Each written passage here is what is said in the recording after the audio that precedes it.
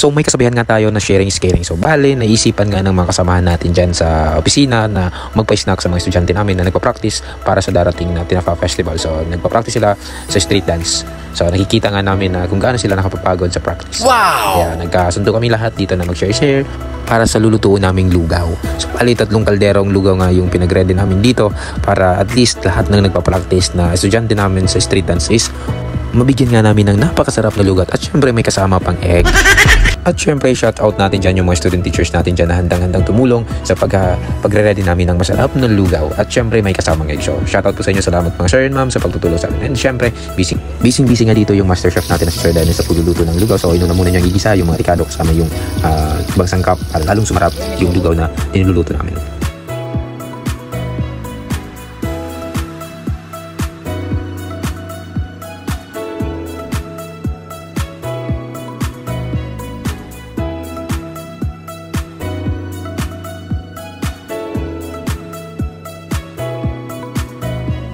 At dahil halos 100 nga yung nagpa-practice pa na estudyante natin, syempre kailangan natin ng 3 kalderong lugaw para lahat sila mabigyan. At may isang student teacher nga dito na napakasipag, busy siya sa paghahanda at paghihati ng mga boiled egg. At syempre, nagpa-video din tayo dyan para makasama tayo dito sa vlogs.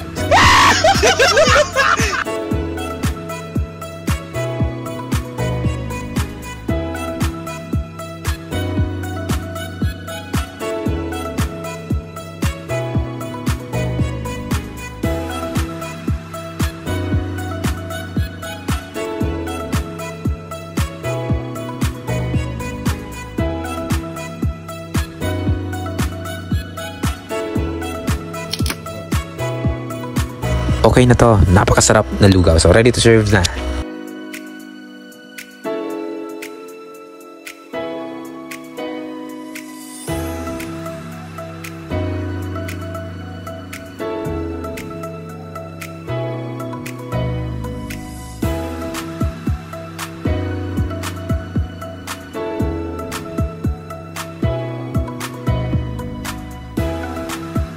At dahil ready ng lahat, distribute na natin yan sa mga masisipag na estudyante yung nagpa-practice ng street dancing.